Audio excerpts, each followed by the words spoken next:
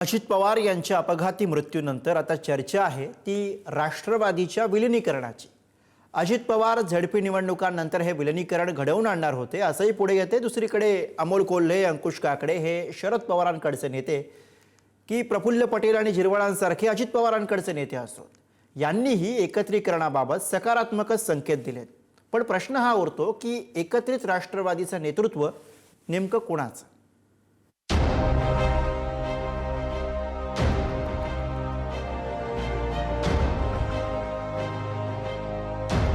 अजित पवार यांचं निधन झालं आणि राज्याच्या राजकारणातील एक अध्याय संपला।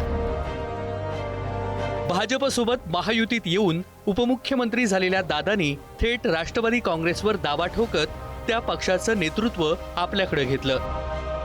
मात्र गेल्या काही काळात शरद पवारांच्या राष्ट्रवादीतून नेत्यांची झालेली गळती, निवडणुकांमध्ये झालेली पिछेहाट यामुळे त्या राष्ट्रवादीतून एकत्रीकरणाचे संकेत दिले जात होते।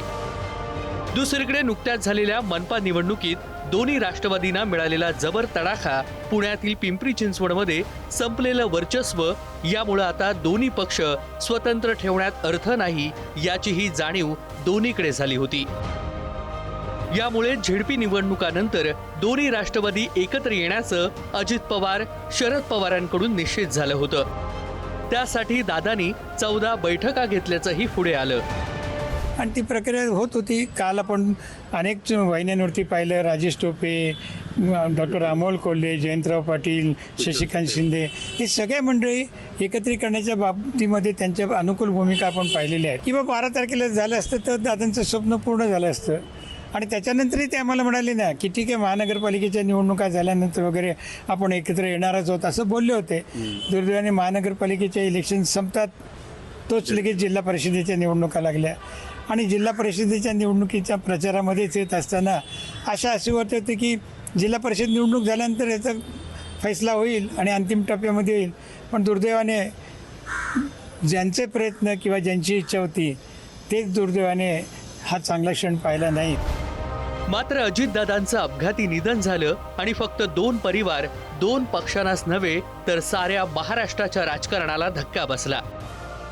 मुख्य म्हणजे राष्ट्रवादी एकीकरणाचे आयामच बदलले। कारण तांत्रिकदृष्ट्या ज्या मूळ राष्ट्रवादीचे नेते दादा होते तेच वारले आणि दुसऱ्या फळीतील नेतृत्व उरले, तर दुसरीकडे शरद पवारांची राष्ट्रवादी कमकुवत असताना मात्र शरद पवार तिथे असल्यानं त्यांच्या ज्येष्ठत्वाचा प्रभाव आता ह्या एकत्रीकरणावर पडलाय। अजित पवार हयात असताना काय परिस्थिती होती पाहूयात। अजित पवार हयात असताना ते उपमुख्यमंत्री होते। सत्तेत असलेल्या त्यांच्या पक्षाकडे मंत्रिपद, आमदार, खासदार आणि नगर परिषदेतील कामगिरी याची जमापुंजी होती आणि आहे। अजित पवार हा त्या पक्षाचा चेहरा होता।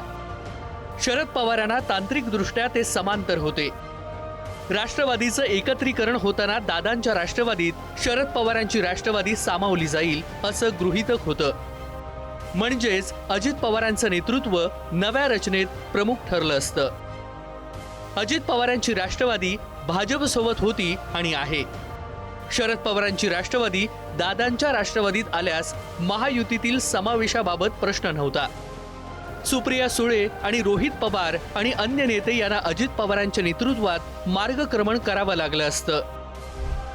अजित पवार हयात नसताना काय परिस्थिती आहे पाहूयात। दादांच्या निधनानंतर तुतारीवाल्या राष्ट्रवादीचं वजन शरद पवारांमुळे साहजिकच मोठं ठरतंय। दादांच्या राष्ट्रवादीत शरद पवार यांच्या इतका मोठा नेता नाहीये। अनेक नेते मुळात पवारांना मानणारे आहेत।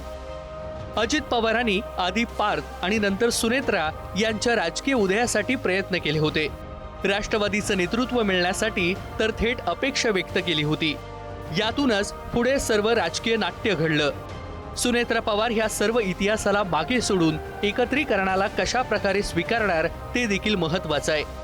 सुनेत्रा पवार, जय, पार्थ आणि शरद पवार, सुप्रिया सुळे, रोहित पवार यांच्यातील सामंजस्य हाच एकत्रित राष्ट्रवादीचा पाया असेल।